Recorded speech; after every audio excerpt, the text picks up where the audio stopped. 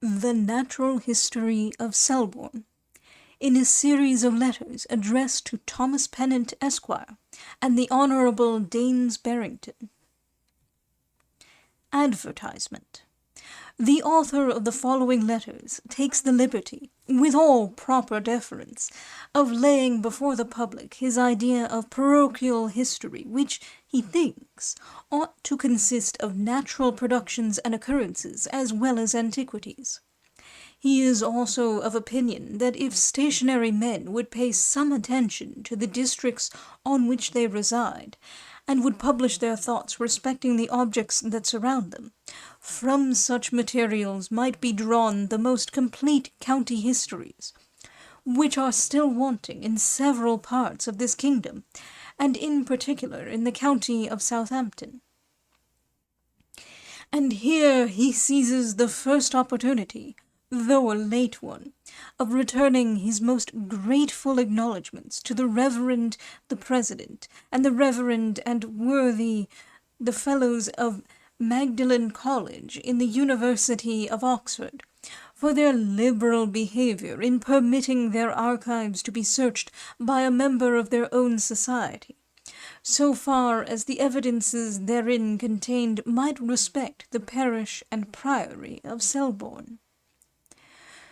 To that gentleman also, and his assistant, whose labours and attention could only be equalled by the very kind manner in which they were bestowed,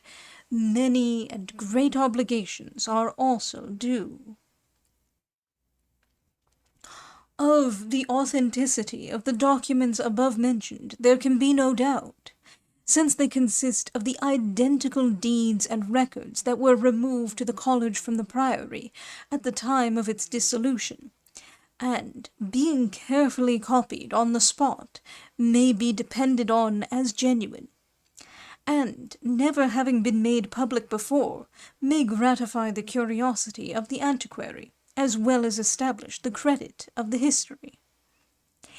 If the writer should at all appear to have induced any of his readers to pay a more ready attention to the wonders of the creation, too frequently overlooked as common occurrences, or if he should by any means, through his researches, have lent a helping hand towards the enlargement of the boundaries of historical and topographical knowledge,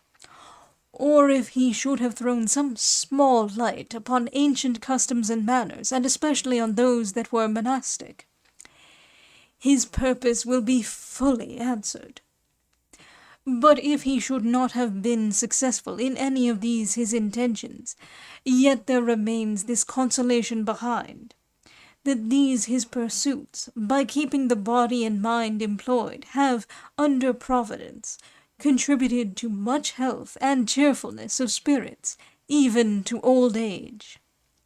and, what still adds to his happiness, have led him to the knowledge of a circle of gentlemen whose intelligent communications, as they have afforded him much pleasing information, so, could he flatter himself with a continuation of them, would they ever be deemed a matter of singular satisfaction and improvement. Gilbert White, Selborne, January 1st, 1788.